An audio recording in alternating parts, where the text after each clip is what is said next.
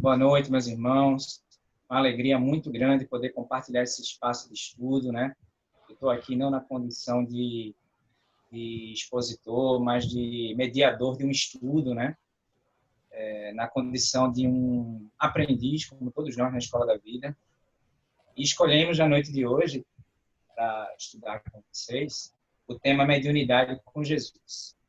Vou pedir, então, ao meu amigo, ao meu irmão Rogério, que possa fazer a abertura do nosso trabalho, né, a apresentação do nosso tema, e também a prece de iniciação. Boa noite, pessoal. Estamos dando continuidade ao nosso ciclo de palestra, hoje com Paulo, com o tema de Habilidade com Jesus. E vamos pedir a Deus, a Jesus, para nos iluminar, para que a gente possa aprender e praticar esse ensinamento. Deus nos ilumine e Jesus também, para que a gente possa aprender, meditar e praticar todo esse ensinamento que Paulo vai proferir. E convidamos a todos para rezar o Pai Nosso. Pai nosso que estás no céu, santificado seja o vosso nome. Venha a nós o vosso reino. Seja feita a vossa vontade, aqui na terra como no céu. O pão nosso de cada dia nos dai hoje. Perdoai as nossas ofensas, assim como nós perdoamos a quem nos tem ofendido. E não nos deixeis cair em tentação, mas nos livrai-nos do mal. Que assim seja. E assim, passo a palavra ao nosso irmão Paulo. Bom, irmãos, com a liberdade de poder escolher o tema, nós abraçamos a causa de trabalhar a mediunidade com Jesus. Por quê? Em primeiro lugar, porque, entendendo o contexto em que nós estamos vivendo, creio que as influências espirituais, principalmente o assédio da espiritualidade, digamos assim, mais negativa, talvez seja maior nesse período, né, de isolamento social, de quarentena, de pandemia. Então, eu entendo que a gente precisava trazer uma mensagem, né, um estudo, para a gente entender como é que se processa esse intercâmbio entre mundo espiritual e mundo material. E nesse momento de quarentena, isolamento social, eu creio que as pessoas estão ainda mais suscetíveis à melancolia, ao tédio, ao desânimo, talvez ao pessimismo, né, devido às notícias que chegam, né, da mídia, causam realmente um certo receio, pânico coletivo. Nós estamos vivendo um verdadeiro desafio existencial. Não só nós espíritas, não só nós brasileiros, mas as sociedades de todo o globo, né, de todo o planeta, estão passando por isso. E entendo também que é muito importante nós estudarmos mediunidade, uma vez que a mediunidade ela não foi criada pelo espiritismo. A mediunidade ela está na natureza humana principalmente. E o espiritismo é quem, digamos assim, é a ciência, né, a doutrina que estuda com muita propriedade, não é a única ciência ou doutrina espiritualista, mas é uma das ciências filosóficas que estudam com muita propriedade a mediunidade. Então, nós espíritas, tenhamos ou não mediunidade ostensiva, que é aquela mediunidade mais aflorada, né? Aquela mediunidade mais clara, mais evidente, mais forte, nós precisamos estudar esse mecanismo para que a gente possa entender as relações, principalmente as relações entre o mundo espiritual e o mundo material, que nós estamos em constante contato, né? A mediunidade, meus irmãos, ela é uma faculdade orgânica, portanto, ela é condição dos espíritos encarnados. Nós, espíritos encarnados, é quem temos essa propriedade, essa faculdade chamada mediunidade. E é uma capacidade humana, certo? Ela é um sentido, assim como a visão, a audição, o olfato, o tato, o paladar, é um dos sentidos que nós temos. Deus nos deu o livre-arbítrio para usar essas faculdades todas e nos retira quando abusamos delas, inclusive a própria mediunidade, né? A mediunidade ela é dada por Deus para todos os humanos, sejam eles intelectuais ou pouco instruídos, de boa condição material ou de condição material mais simples, de bom ou mau coração. A mediunidade ela não exclui as pessoas por nenhum tipo de condição cultural, social. É inerente à natureza humana, né? Como a gente falou, ela pode ser retirada se houver um abuso dela. Do mesmo jeito que a gente pode perder algum sentido, né? A visão, a audição, né? O paladar, o olfato, caso a gente venha a abusar dele, né? O que há de diferente na mediunidade é o nível de sensibilidade e suas características. Existem níveis de sensibilidade mediúnica, existem características mediúnicas diferentes, certo? De acordo com a missão ou a prova de cada um. Então, nós temos, por exemplo, a psicografia, né? É a escrita psíquica, né? O médium, ele escreve, né? Ele é emissor da comunicação espiritual através da escrita, que é uma escrita que é fruto da ligação do espírito comunicante com ele, médium, né? Espírito encarnado. Existe a vidência ou clarividência, que é a característica, a possibilidade da gente ver os espíritos. E como sabemos, os espíritos, e a gente está falando dos desencarnados, não da alma, que é o espírito encarnado, os espíritos desencarnados, eles não têm uma forma física circunscrita como nós humanos. Não tem olho, não tem boca, não tem membros, né? Mas eles se apresentam para a gente com a forma humana devido ao perispírito. Uma das características do perispírito, além de ser o elemento semimaterial, fluídico, que liga o espírito à matéria, é o modelo organizador biológico. O perispírito, junto com as características genéticas dos nossos familiares, eles moldam o nosso corpo físico. O perispírito tem uma de suas propriedades, apresentar o espírito desencarnado com a forma humana, até de moldar a roupa que ele tinha preferência, ou que ele prefere para poder ser identificado. Os espíritos desencarnados eles não precisam, entre eles lá, de aparência para serem identificados. Eles se reconhecem pela energia, pelo pensamento. Mas nós, como somos encarnados e ainda muito imperfeitos, né, nós precisamos das identidades, né? Então, o desencarnado ele pode se apresentar para a gente com a forma humana, que ele preferir para ser melhor identificado, através do perispírito. Então, os médiuns de característica de evidência têm essa facilidade de poder ver os desencarnados. Tem a psicofonia, né, que é a capacidade que o médium tem de, através do seu animismo, filtrar, interpretar a mensagem do espírito desencarnado comunicante e falar. Falar, onde pode ser uma fala literal, se o médium for inconsciente, ou ser uma fala interpretada pelo seu animismo, né? Participação do médium na interpretação, filtrando a mensagem do espírito comunicante.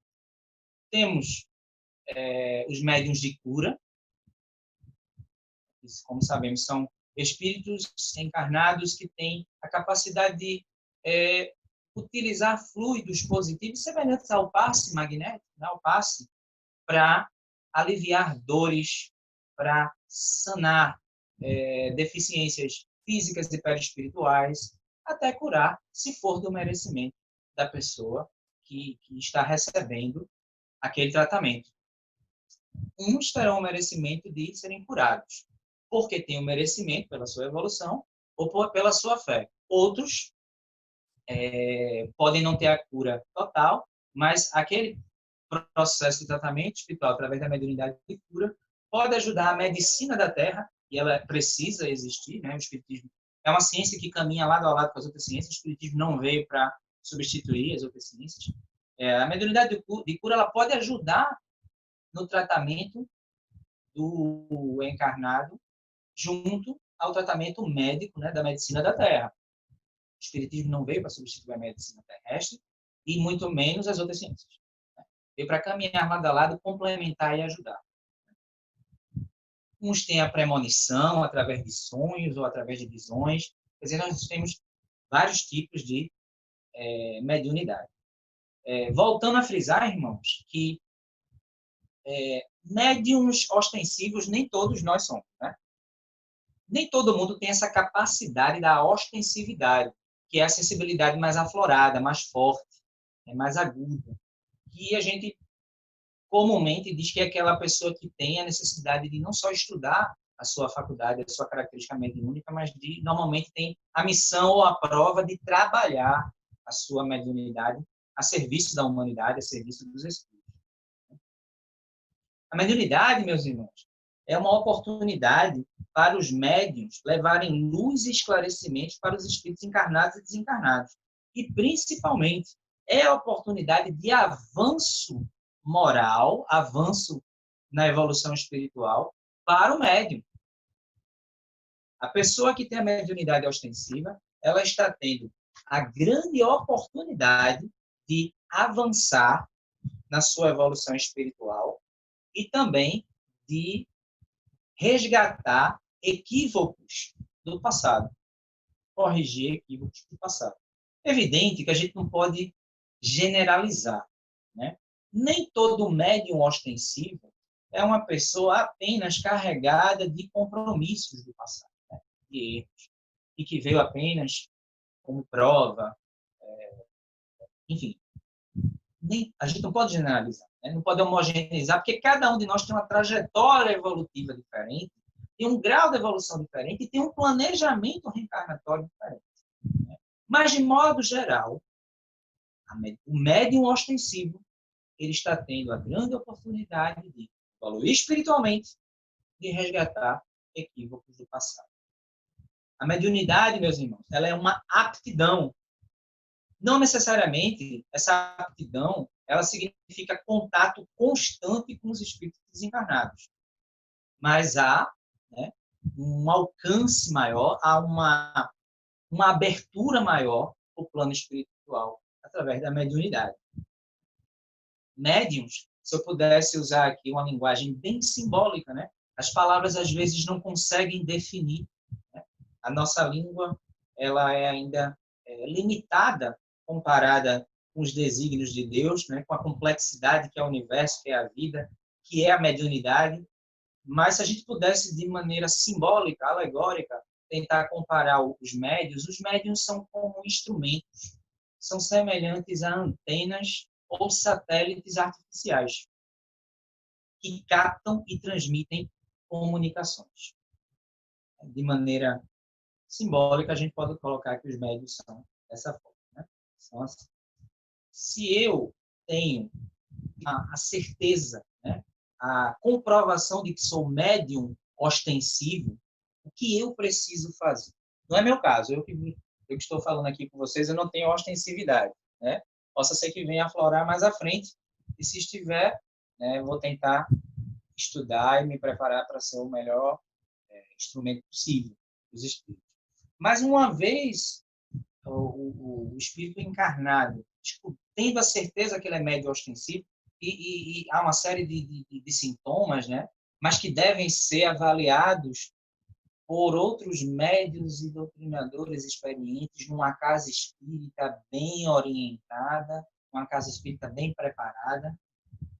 É muito difícil alguém tirar pelas suas próprias conclusões, sozinho, ele se autodefinir como médium ostensivo. E é muito comum e também equivocado da parte de alguns companheiros espíritas com a maior boa vontade de querer já orientar as pessoas a desenvolverem a mediunidade. Olha, você é médium, eu tenho quase certeza ou certeza que você é médium. É muito comum no movimento espírita, até pela boa vontade, mas às vezes pela precipitação também, de a gente já encaminhar pessoas para o departamento mediúnico, já as classificando como médiuns ostensivos.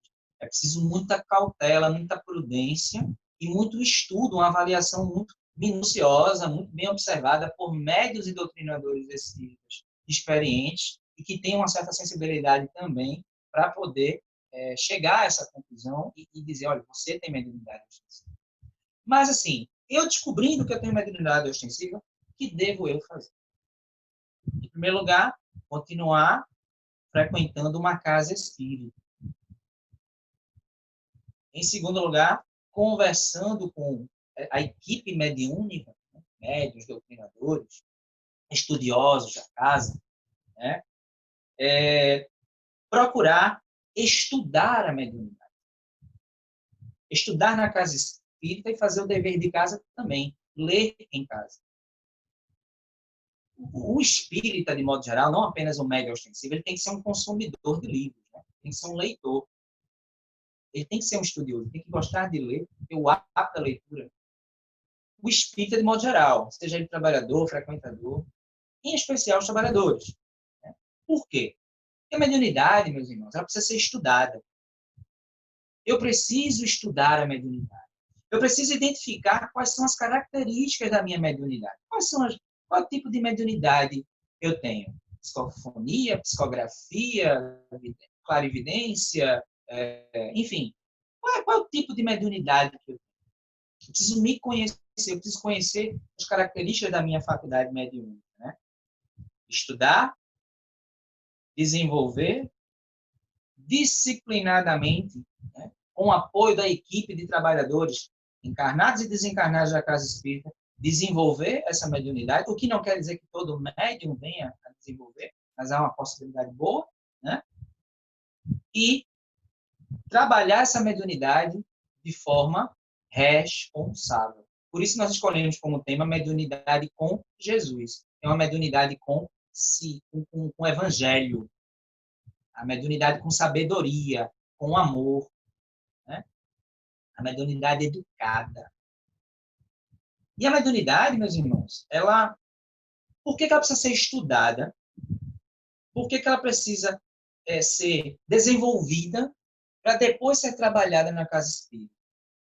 Porque a mediunidade, irmãos, a gente falou ainda há pouco, ela é uma oportunidade excelente para a evolução do médium e dos espíritos, encarnados e desencarnados, mas a mediunidade também, ela tem seus perigos. Há perigos na mediunidade. Porque ela é uma faculdade poderosa, principalmente como varia o nível de sensibilidade de um médium para o outro. Tem pessoas que têm uma sensibilidade mais forte e outras uma sensibilidade mais sutil. Mas, de modo geral, a mediunidade, ela se compara, por exemplo, a sem controle, sem estudo, sem trabalho, ela se compara a um cavalo que corre em disparada, sem controle. Se eu não estudo a mediunidade, se eu não consigo estudar a minha mediunidade, identificar e caracterizar a minha faculdade mediúnica, se eu não me preparo, e a preparação tem que ser na casa espírita, né? Eu não posso me preparar mediunicamente sem a orientação de uma casa espírita. A comparação que eu faço é a seguinte: se eu tento desenvolver a minha mediunidade fora da casa espírita, sem a orientação de um corpo de trabalhadores encarnados e desencarnados, quais são os perigos que ocorrem? É o mesmo perigo, irmãos, de eu me submeter a uma cirurgia fora de um hospital ou de uma clínica. Não é de bom senso a gente, por exemplo, se submeter a um tratamento de saúde quando o tratamento não é clínico, ambulatorial, né? Esse tratamento, se o tratamento de saúde requer hospital, clínica, eu não posso realizar um tratamento em casa sem a orientação de profissionais de saúde. Da mesma forma, eu não posso desenvolver e trabalhar a minha mediunidade fora da casa espírita, porque o ambiente da casa espírita ele é preparado pela espiritualidade, ele é preparado pelos trabalhadores encarnados e tem as pessoas habilitadas, tem as pessoas capacitadas para poder desenvolver bem aquele trabalho. O ambiente é preparado energeticamente, vibratoriamente, e tem uma equipe. Do mesmo jeito que uma sala de cirurgia tem uma equipe de médicos, de instrumentadores, de enfermeiros, né? Profissionais da área de saúde para poder realizar uma cirurgia. Da mesma forma, Eu não posso desenvolver a mediunidade fora da casa espírita, sem orientação da casa espírita. Então, a mediunidade sem estudo, sem disciplina, sem o médium ser uma pessoa que está procurando se melhorar, se evangelizar, ela se torna um perigo, como um cavalo em disparada, sem controle, né? E no livro dos médiuns, e no livro também de Edgar Armon, nos livros de doutrinação, nos livros nos domínios da mediunidade, André Luiz, Mecanismos da Mediunidade, nós encontramos vários conceitos sobre a mediunidade, né? Sobre a ostensividade mediúnica, principalmente.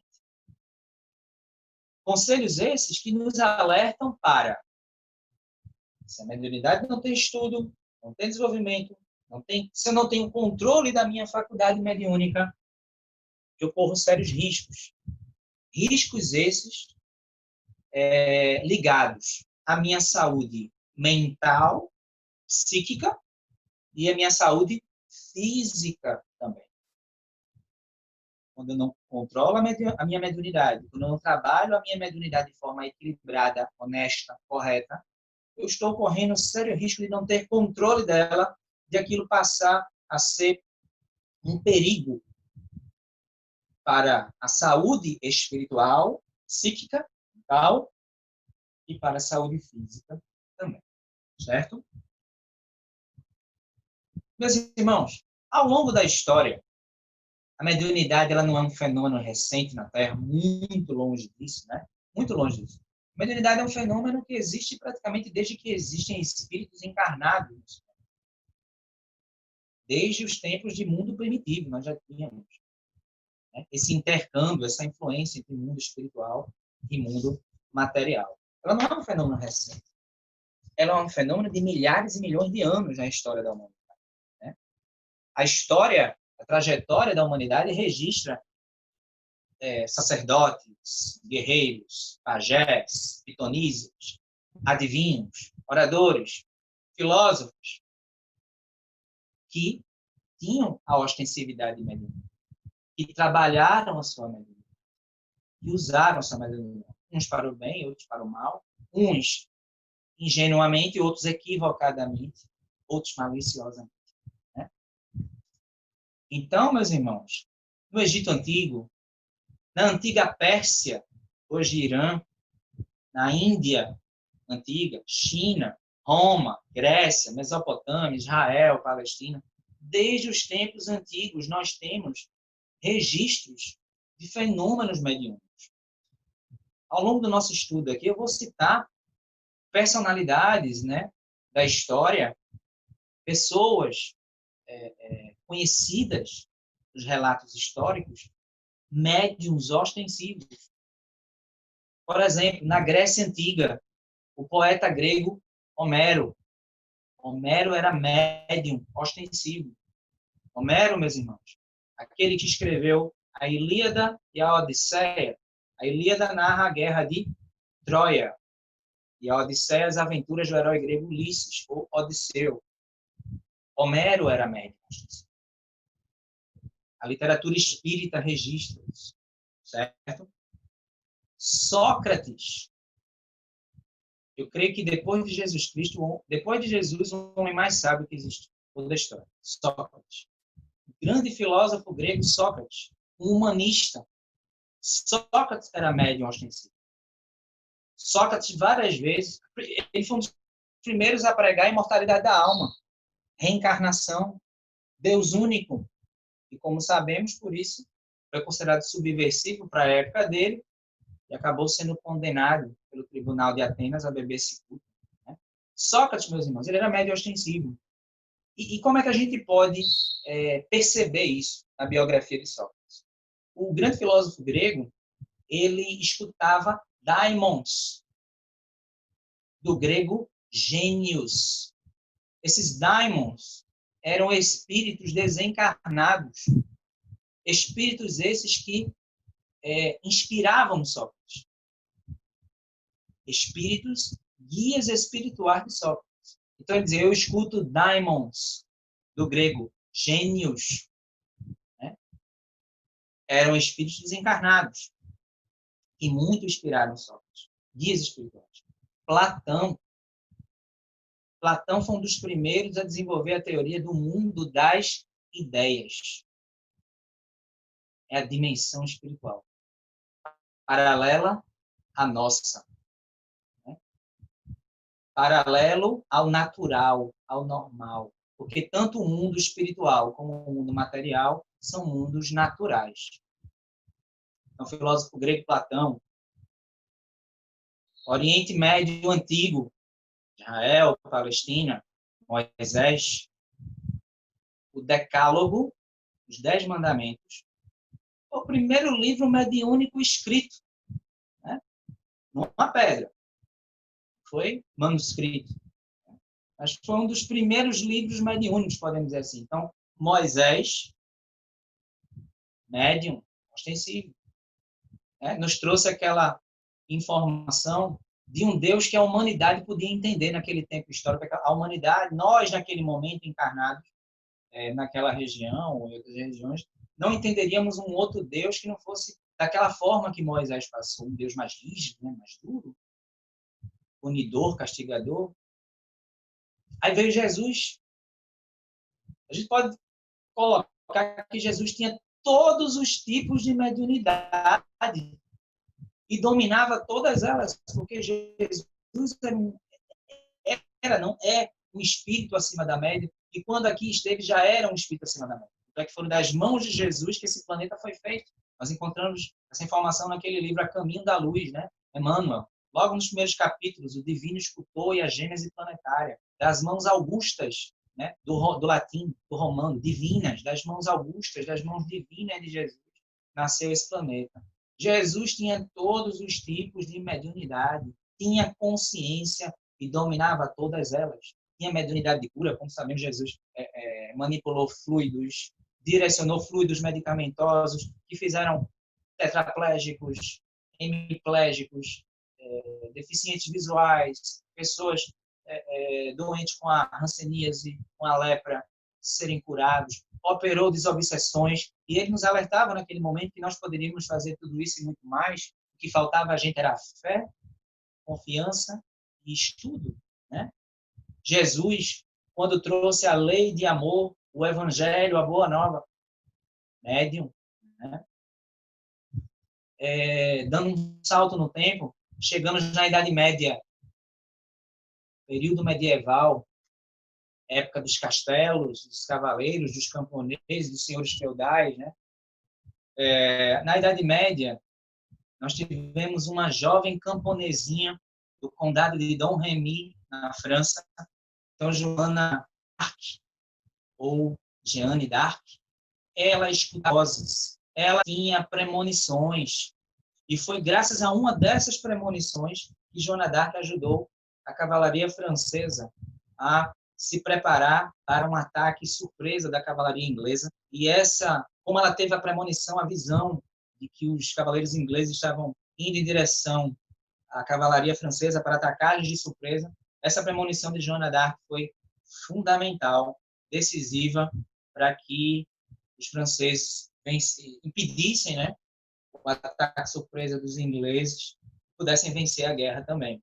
Mas Joana d'Arc, naquele período medieval, era considerada a idade das trevas, né? É um estereótipo que a gente até discute hoje em dia, né? Questiona, mas mulheres naquele momento, não só mulheres, mas homens também, mas em especial as mulheres, que adivinhavam as coisas, que tinham premonições, essas pessoas eram vistas como bruxas, feiticeiros. Aí houve uma verdadeira caça às bruxas. Foram as pessoas que mais morreram nas fogueiras, nas inquisições, né, medievais na Europa. Joana d'Arc ajuda a cavalaria francesa a ganhar a Guerra de 100 Anos contra os ingleses, mas, por ter tido a premonição, foi queimada como bruxa, conduzida ao Tribunal do Santo Ofício, Inquisição, e queimada como bruxa. Foi levada a julgamento, e os inquisidores perguntaram se era verdade que ela via, que ela adivinhava o que ia acontecer, e ela confirmou que sim, que ela escutava vozes, que ela tinha na tela mental dela as imagens de tudo que estava para acontecer, ela não negou, e aquela jovem foi conduzida à fogueira, né? Porque não foi visto naquela época, não se estudava mediunidade, né? O espiritismo, a partir do século XIX, que passou a estudar esse fenômeno como mediunidade. Naquele momento, o que não era dentro do cristianismo daquela época era paganismo, era bruxaria, era feitiçaria, porque a humanidade ainda não tinha essa visão, não tinha esse estudo científico da mediunidade, da paranormalidade. No século XVIII, irmãos, a Áustria, que na época se chamava Império Habsburgo, nós tivemos um dos maiores gênios da história chamado Wolfgang Amadeus Mozart. Mozart, um dos maiores músicos da história, confesso que sou muito fã dele, né? Mozart, que com 4 anos de idade já compunha sinfonias e viajava com seu pai, Leopold Mozart, pela Europa para fazer shows, encantando as cortes da Europa. O Império Habsburgo, que era a Áustria da época, Inglaterra, França, né? Prússia, enfim. Mozart tinha compulsão por compor. As melodias surgiam na mente dele, ele pegava uma pena, uma tinta e escrevia em alta velocidade. Evidente que ali foi a união de duas situações, né? De duas forças. O talento natural dele. Ele era um menino prodígio, por quê? Porque em encarnação, ele um menino de 4, 5 anos que compunha sinfonias, música clássica, música para orquestra, que a gente sabe que é de uma complexidade muito grande. Ele, com 4, 5 anos, ele já conseguia fazer isso, porque o espírito dele era um espírito muito mais experimentado. O corpo era de 4, 5 anos, mas o espírito era muito experiente. E não foi só porque o jovem Mozart teve muitas encarnações anteriores. É sobretudo por ter muitas encarnações bem aproveitadas. Ele deve ter desenvolvido isso, várias encarnações. O talento de compor, o talento musical, a genialidade. Né? Ele era um virtuoso. Mas havia também inspiração. Mozart também recebia do plano espiritual, em particular dos espíritos das colônias espirituais do planeta Júpiter, a inspiração, a influência para compor. Outro exemplo de mediunidade. Agora a gente vai dar um exemplo não muito feliz, digamos assim, de mediunidade ostensiva. Né? Ou melhor, nada feliz. Né? Um exemplo, a gente deu até aqui exemplos de mediunidade, de médiuns ostensivos conhecidos da história, que utilizaram a mediunidade para o bem, para o progresso da humanidade, como deve ser. Mas no século XX, mais precisamente nos anos 20, 30 e 40, nas décadas de 20, 30 e 40, surgiu um outro austríaco, né? Eu acabei de falar de um austríaco, que é Mozart, na época de Mozart Império Habsburgo, um outro austríaco chamado Adolf Hitler. Hitler era médium ostensivo, muito ostensivo. A sensibilidade mediúnica de Hitler era muito grande. A energia dele era muito grande. Mas, lamentavelmente, como sabemos, a mediunidade de Hitler foi usada para o mal. Hitler, nascido austríaco, de dupla nacionalidade, né? Alemã e austríaca. Hitler, na década de 20, desenvolve a teoria nazista. E, lamentavelmente, é uma teoria infeliz. Teoria de intolerância, de racismo, de violência, né? A teoria de eugenia, que é a possibilidade de você entender que uma raça é superior a outra, que você pode aprimorar. E a gente sabe que isso não existe, cientificamente isso não existe. Né? Então, Hitler, ele se comunicava muito com desencarnados. Ele recebia muita influência dos desencarnados, porque ele tinha mediunidade ostensiva. Só que ele não soube trabalhar, ele não soube desenvolver, e acabou usando a sua eloquência, a sua energia, como ele não tinha bons sentimentos, ele acabou alimentando no povo alemão um sentimento de vingança, de ódio, de mágoa, acabou gerando a Segunda Guerra Mundial, de 1939 a 1945. Lamentavelmente, Hitler acabou sendo um obsidiado, né? pelas suas imperfeições pelo mau uso de sua mediunidade. Então, Hitler é outro exemplo histórico da mediunidade ostensiva. Esse é o único exemplo negativo que a gente registra aqui, né? Mas há outros também. Meus irmãos, vamos conversar agora sobre os tipos de mediunidade. Quais são os tipos de mediunidade? Existe a mediunidade natural e existe a mediunidade de prova. O que é mediunidade natural? Quando o médium ostensivo, ele é um bom médium, e o que faz uma pessoa um bom médium?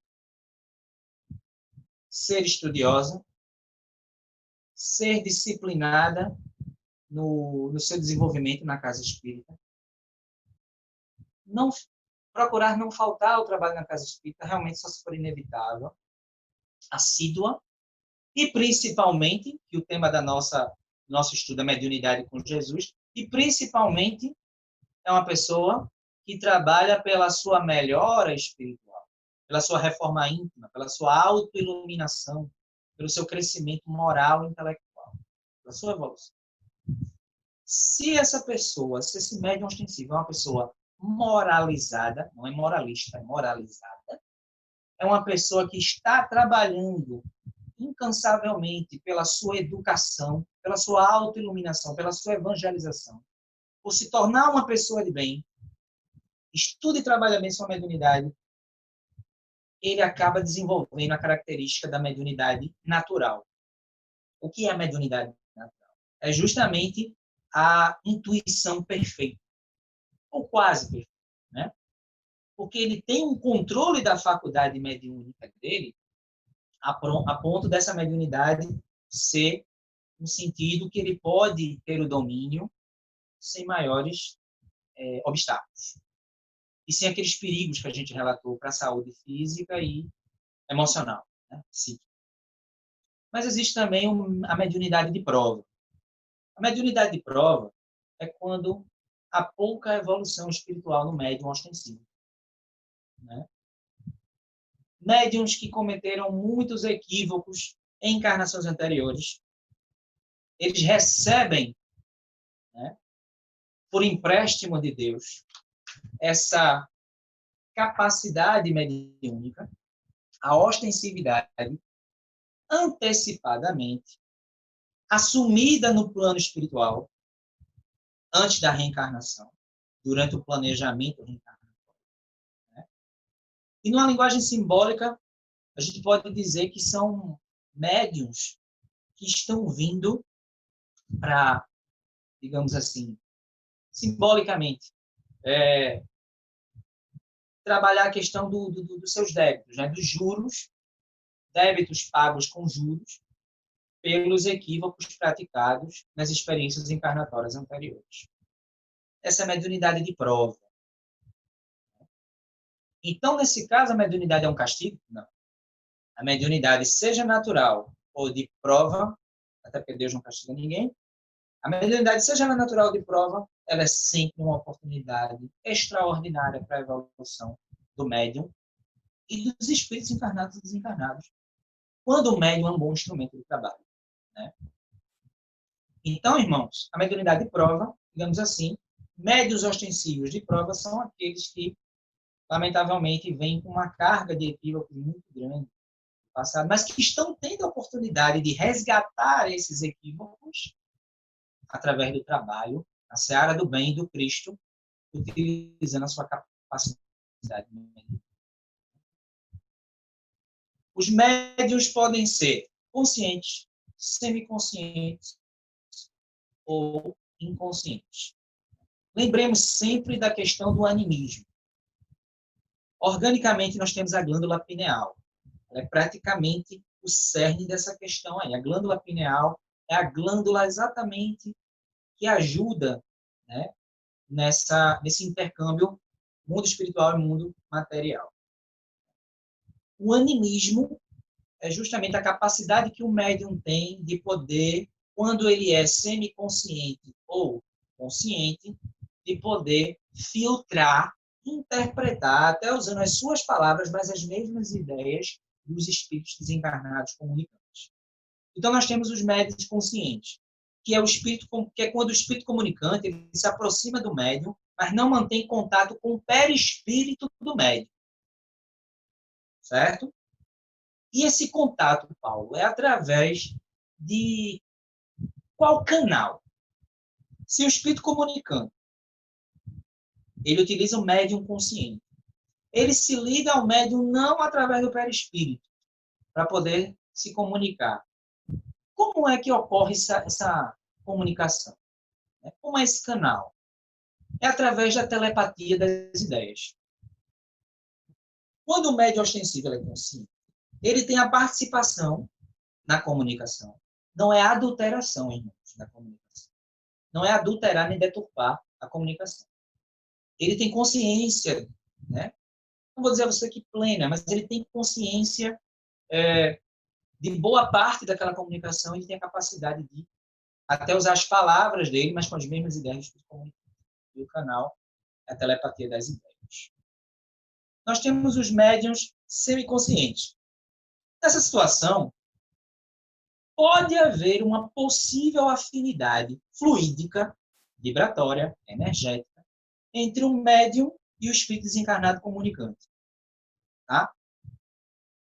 Entra em contato com o perispírito do médium, atuando no corpo físico. Veja como essa situação já é diferente da anterior.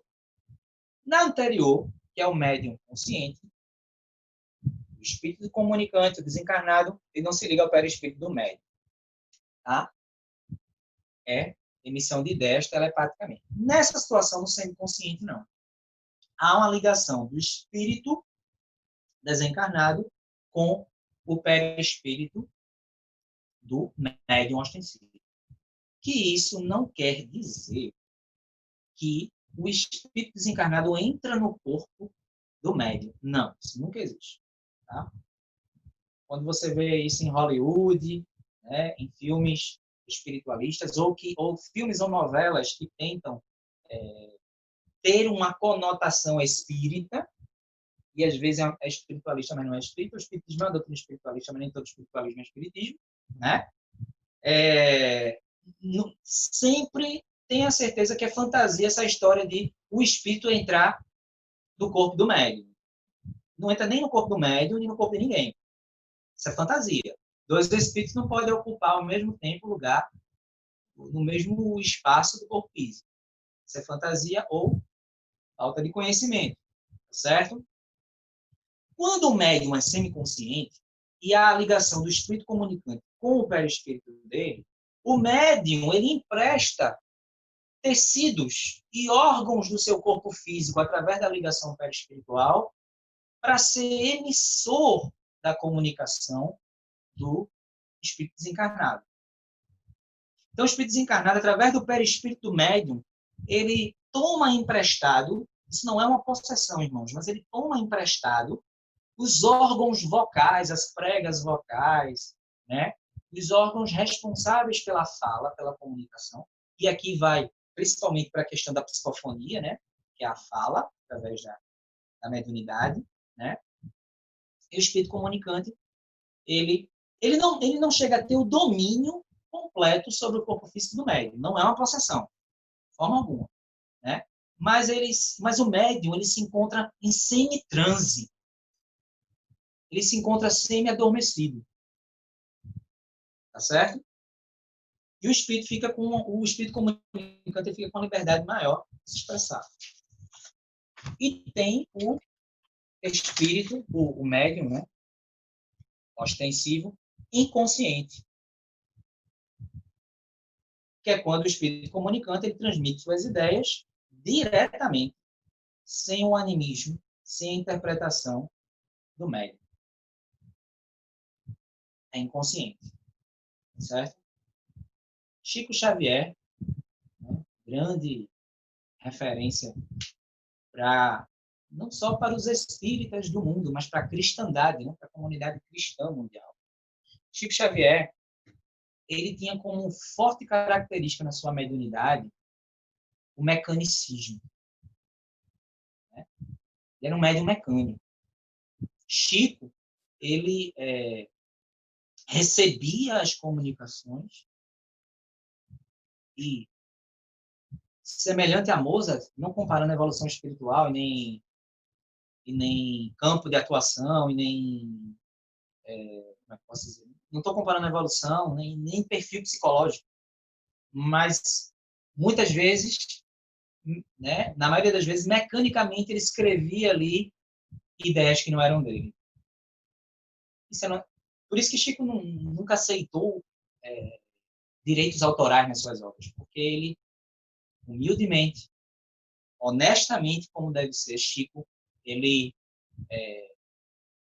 tinha, né, melhor dizendo, a grandeza de afirmar que as obras não eram dele.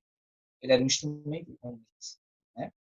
Com mais de 500 obras, vendeu mais de 50 milhões de livros, traduzidos em vários idiomas, não ganhou um tostão como deve ser. Direcionou toda a renda da venda dos seus livros para instituições de caridade, para manter a caridade, para instituições de beneficência, para aliviar a fome, a sede, o frio e a dor dos outros, através das suas obras assistenciais, né? Chico era mecânico, ou seja, ele tinha uma característica de inconsciência do que ele escrevia. Tanto é que ele, quando publica Parnaso de Além Túmulo, que é seu primeiro livro, ele ali está assinando uma obra que é de diversos poetas brasileiros. Né? E a Academia Brasileira de Letras, na época, pôde averiguar que aquilo ali era dos poetas, não era de Chico. Tamanha era a humildade e a honestidade, a mediunidade com Jesus, o tema do nosso estudo, porque Jesus era um médium com Jesus. Era um médium com amor, com evangelização, com honestidade, com ética, como devem ser todos. Né?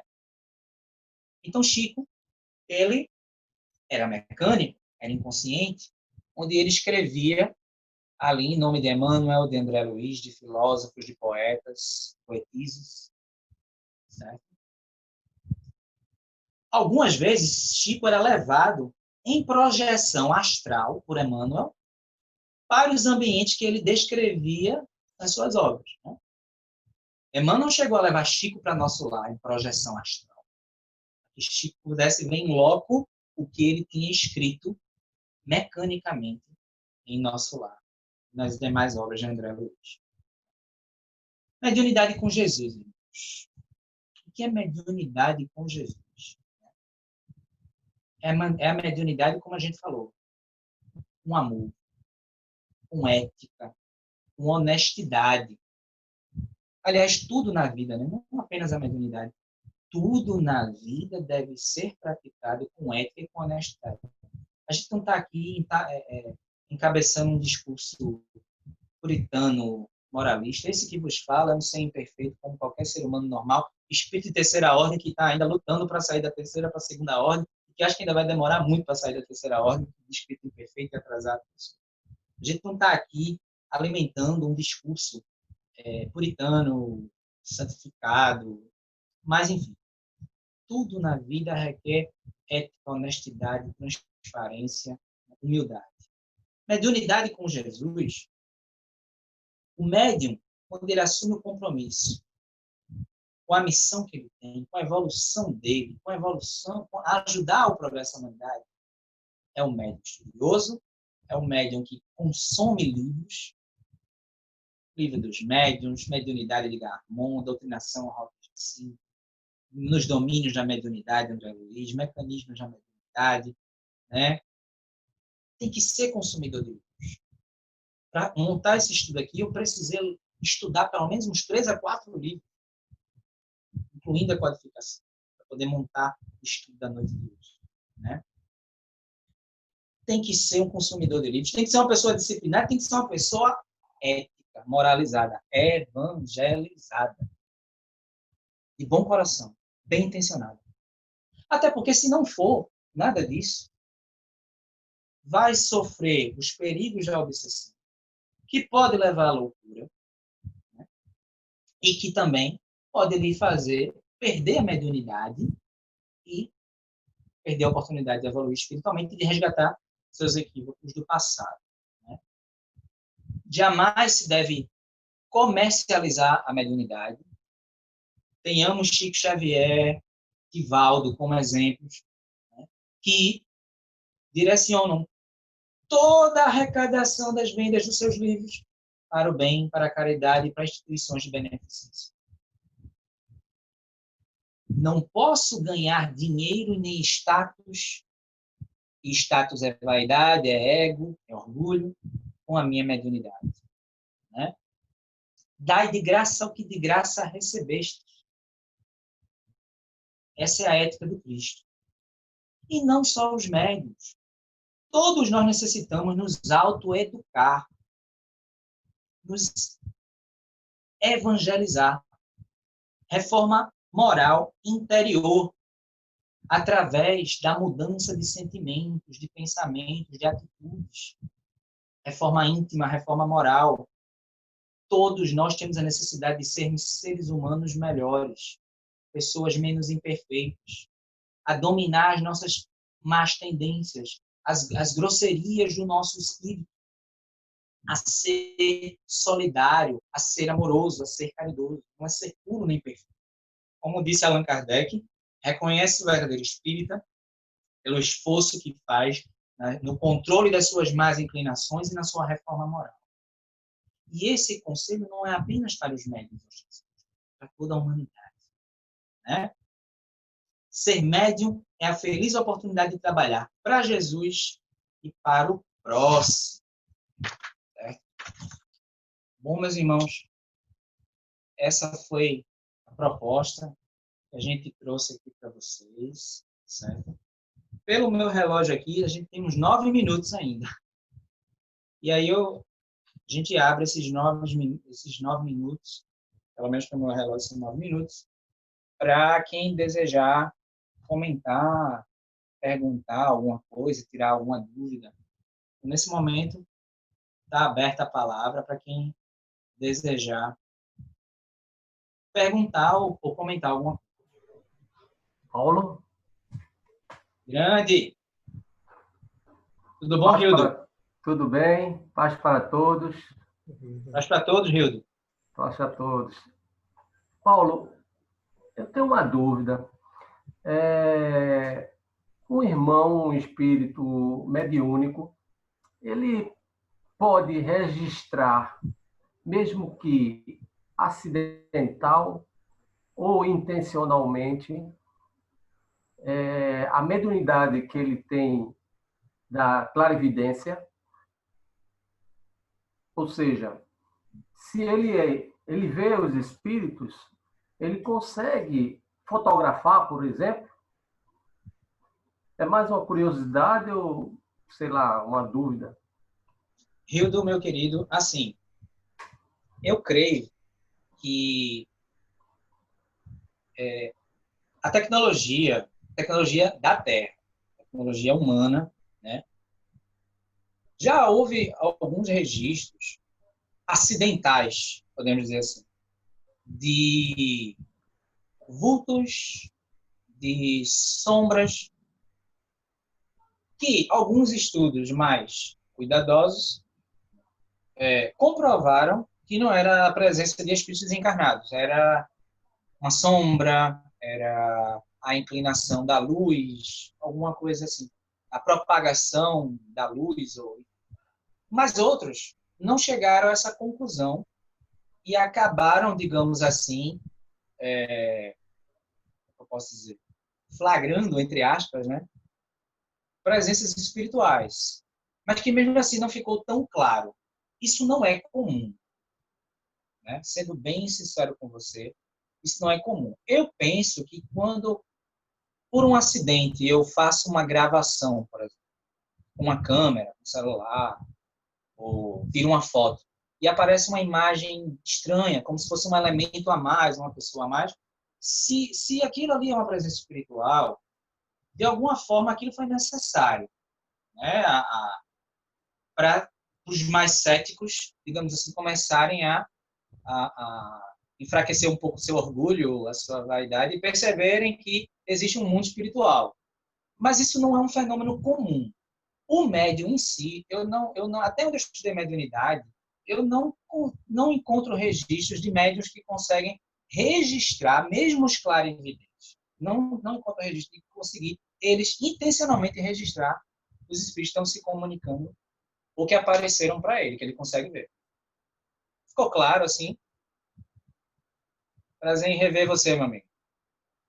Prazer meu. Prazer grande ver todos vocês aqui. É sempre uma honra e uma satisfação enorme participar sempre desses encontros. Nos dá muita saudade do presencial.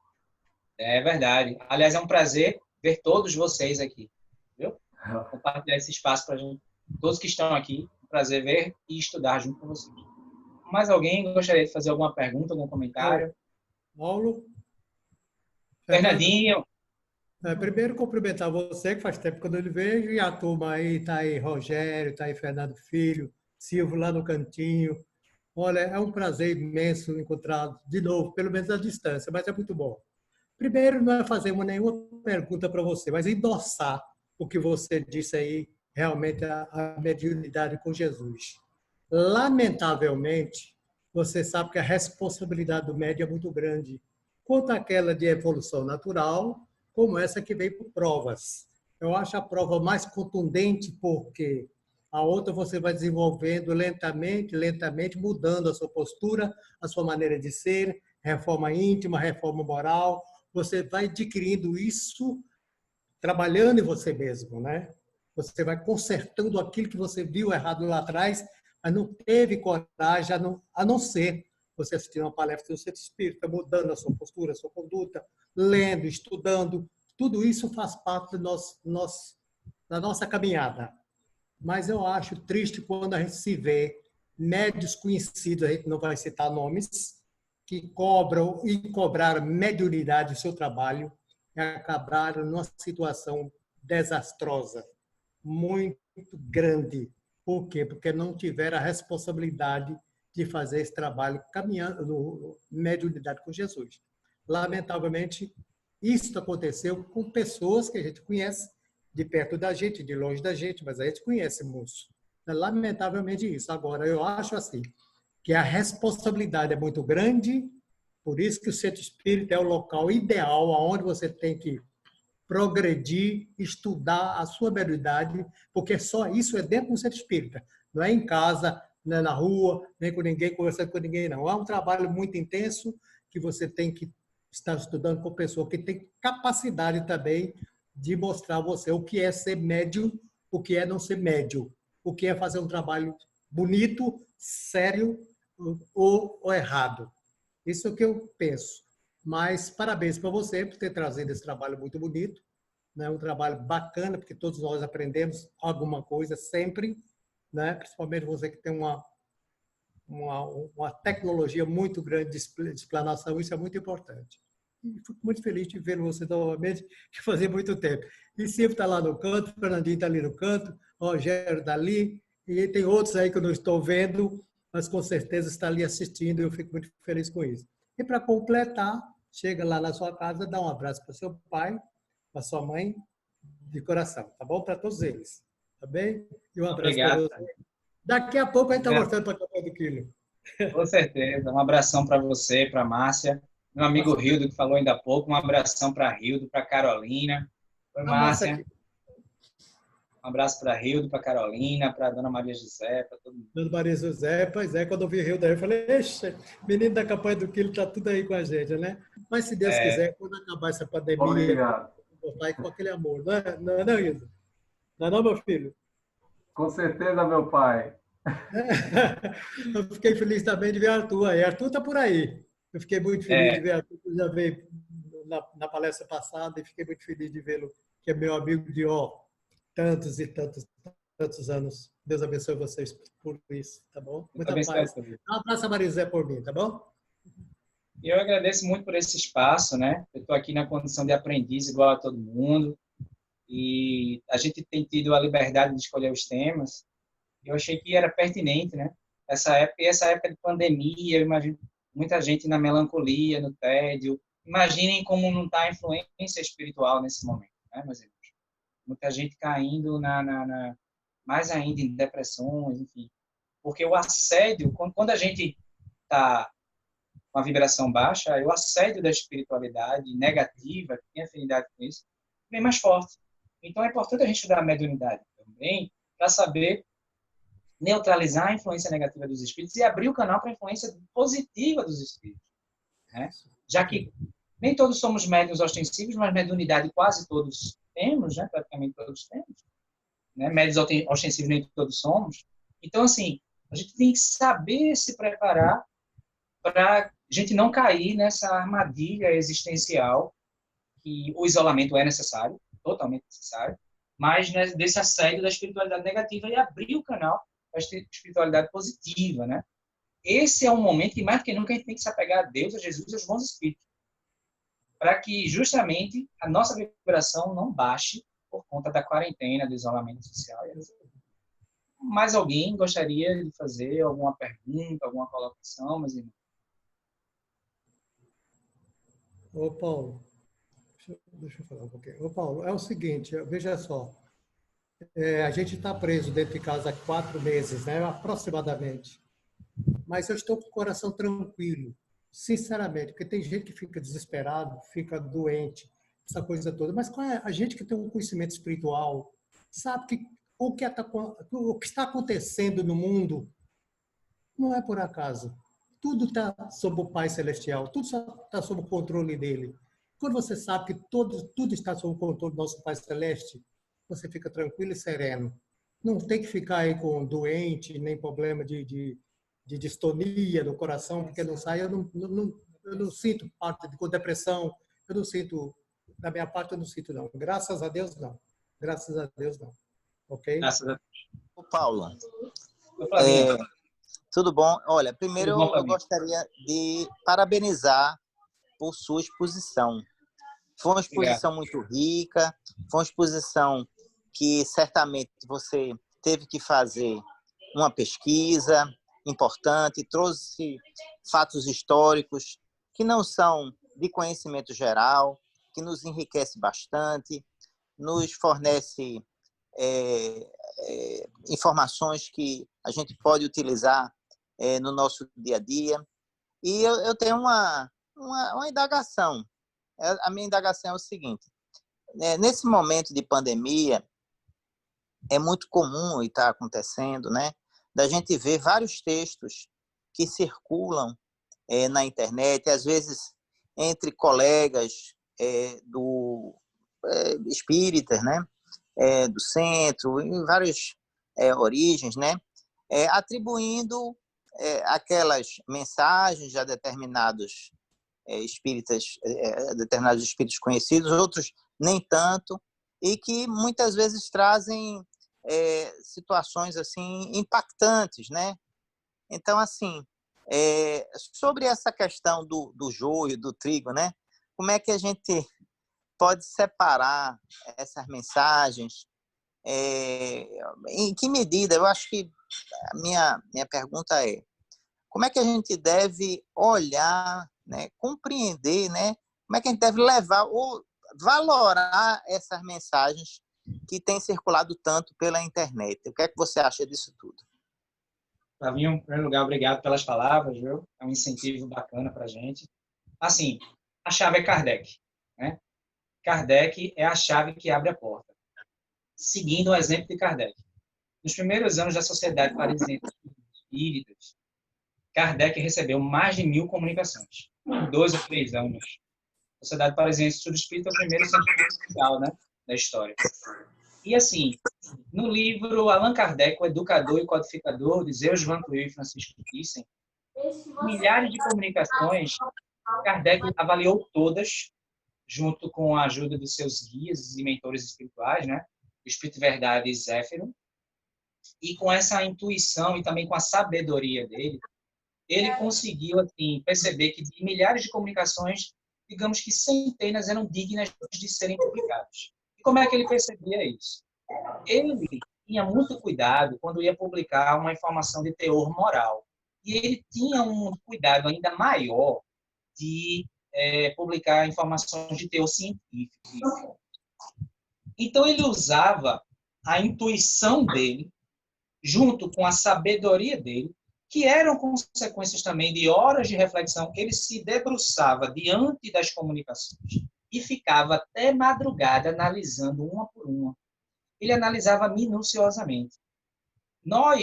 Eu acredito que nós temos a capacidade de, com os pés no chão, com bom senso, e Kardec foi chamado de o bom senso encarnado pelos Espíritos, com sabedoria, com inteligência, avaliar com muito cuidado o conteúdo de uma mensagem e chegar à conclusão se ela é uma mensagem sábia ou leviana, se ela é uma mensagem boa ou se ela é uma mensagem maliciosa, que queira até conduzir a humanidade para o erro.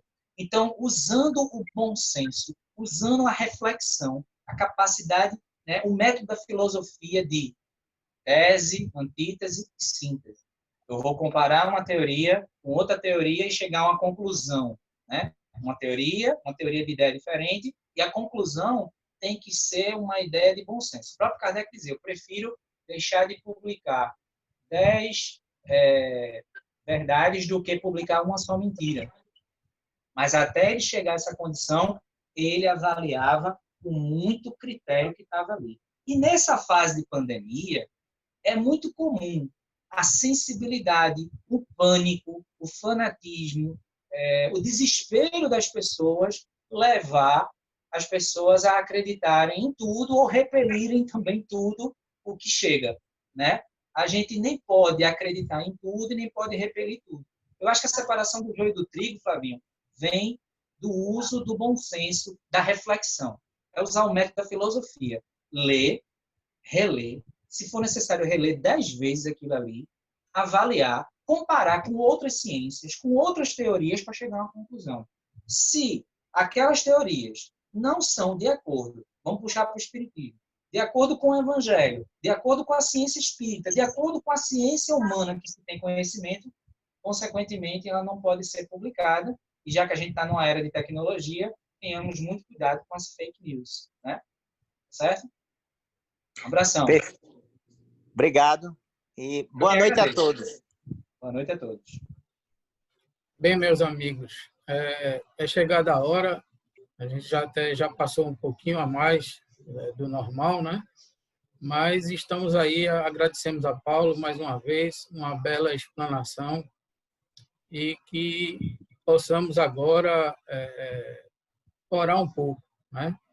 Levar nosso pensamento ao alto e pedir ao Senhor Jesus que cada vez mais nos dê essas oportunidades do estudo, né?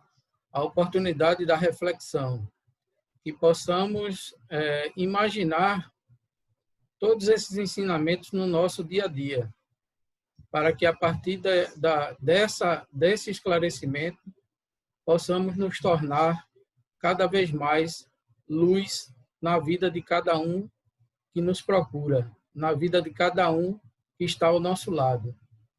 E é com esse sentimento que pedimos a permissão para encerrar a nossa reunião da noite de hoje.